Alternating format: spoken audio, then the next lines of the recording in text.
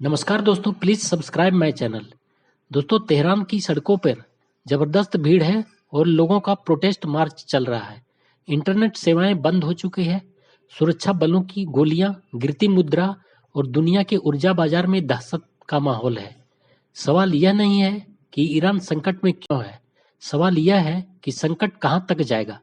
क्या यह बगावत युद्ध और तेल की लड़ाई की तरफ बढ़ रहा है?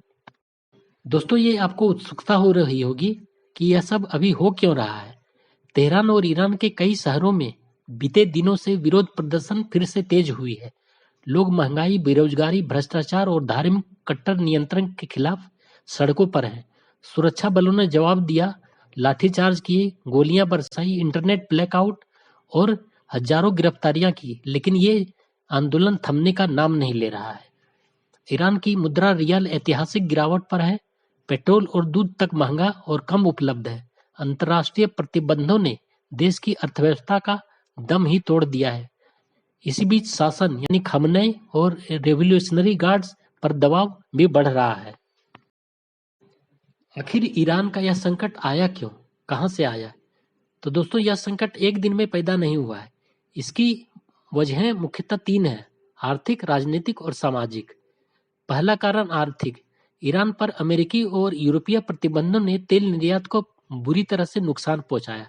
ईरान का बजट तेल पर ही चलता है। जब तेल बंद हुआ, अर्थव्यवस्था पूरी तरह से हिल गई। महंगाई 40% से ऊपर, बेरोजगारी बढ़ी और मुद्रा वहां की जो थी वह पूरी तरह से ढह गई, तहस नहस हो गई, काफी कमजोर हो गई। दूसरा कारण राजनीतिक है। इस्लामिक शासन में चुनाव का मतलब वास्तविक विकल्प नहीं है। युवा पीढ़ी इस सिस्टम को आउटडेटेड और दमनकारी मानती है। नेता विरुद्ध हैं, समाज युवा। यह अंतर अब टकराव का कारण बन चुका है। तीसरा कारण सामाजिक है।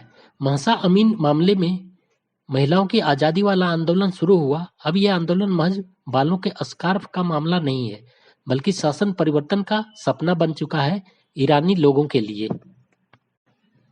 असल डर युद्ध का है। ईरान के अंदर विरोध चल रहा है, लेकिन बाहर उसके दुश्मन कतार में बैठे हैं। इजरायल सबसे आगे इसमें से है। गाजा में संघर्ष के बाद इजरायल ईरान संबंध सबसे निचले स्तर पर है। यमन के हौथी विद्रोही ईरान के प्रॉक्सी की तरह काम कर रहे हैं। रेड सी में ड्रोन और मिसाइल हमले हो रहे हैं।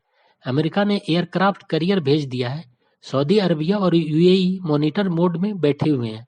अगर यह आंच बढ़ी तो मध्य पूर्व में युद्ध की चिंगारी किसी भी दिशा से उठ सकती है। मिडिल ईस्ट में युद्ध का मतलब सिर्फ गोलियां नहीं, यह पेट्रोल की राजनीति है।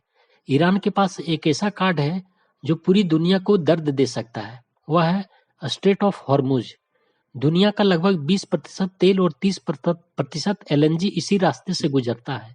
ईरान ने पहले भी धमकी दी है, युद्ध हुआ तो हॉर्मुज बंद कर देगा वह।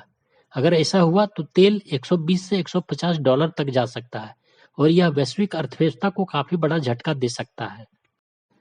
यह मिडिल ईस्ट का संकट भारत के लिए आर्थिक क्षति का कारण भी बन सकता है। यह भारत की आर्थिक और जियोपॉलिटिक्स दोनों का मामला है। भारत को सस्ता तेल चाहिए। मध्य पूर्व में आग लगी तो ईंधन महंगा, महंगाई बढ़ेगी, रुपये पर दबाव आएगा। इसके अलावा चाबहार पोर्ट भारत का रणनीतिक सपना है, जिससे अफगानिस्तान और मध्य एशिया तक पहुंच मिलती है। ईरान पर संकट बढ़ता गया तो चाबहार पर भी असर होगा। भारत ने हमेशा इजरायल और ईरान दोनों के बीच संबंध संतुलन में रखे हैं। यही हमारी कूटनीतिक ताकत है। दोस्तों, इसमें अब आगे क्या हो सकता है? तो इसमें मुख्यतः 3 बड़े परिदृश्य हैं। पहला है शासन विरोध को दबा दे, क्रैकडाउन के बाद सब शांत हो जाए, और ईरान का पुराना पैटर्न रहा है ये, लेकिन इस बार देखना होगा क्या यह सफल हो पाता है। दूसरा है लंबी अशांति और ढीला पतन, अर्थव्यवस्था गिरती, लोग परेशान, सत्ता भीतर से कमजोर। यह सोवियत मॉडल वाली थकान करा देने वाली व्यवस्था है। और तीसरा है बाहरी युद्ध, अंदरूनी बगावत। इजरायल या अमेरिका के साथ टकराव हो गया और अंदर लोग भी बगावत में उठ खड़े हुए। यह सबसे खतरनाक मॉडल होगा ईरान के लिए। दोस्तों, हम फाइनली यही कह सकते हैं कि आज ईरान संकट सिर्फ एक देश की कहानी नहीं है।